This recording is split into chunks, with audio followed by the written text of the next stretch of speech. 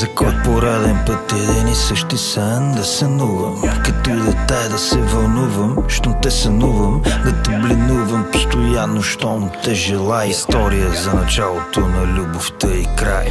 И най-накрая все едно и също се повтаря. За мен са пак рогата, за теб крилата в рая. Всичко започна с думите обичам те просто.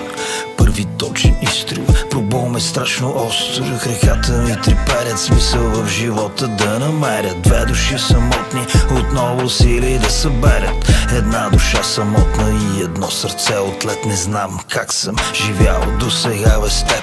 На нов ред, нов изстрел, с нов патрон. Момчето не издава вече ниво пълни сто. Ела любов моя да те запозная с най-скъпия човек. Не спирам да си мисля и мечтая за теб. Дай ми твоята любов, а не омраза.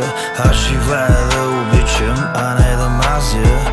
И ако всички твои думи са били лъжи, спомни си, когато бяхме аз и ти. Дай ми твоята любов, а не омраза. Аз живея да обичам, а не да мразя.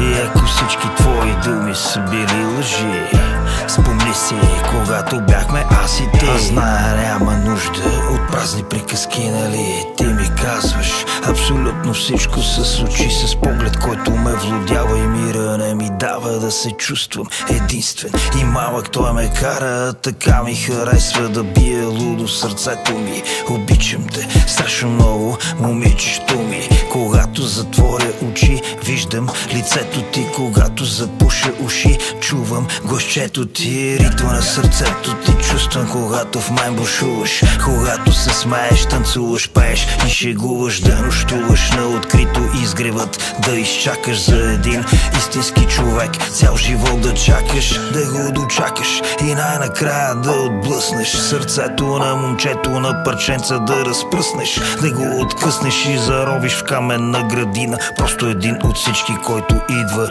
и си отива. Дай ми твоята любов, а не омраза. Аз живея да обичам, а не да мразя. И ако всички твои думи са били лъжи, спомни си, когато бяхме аз и ти.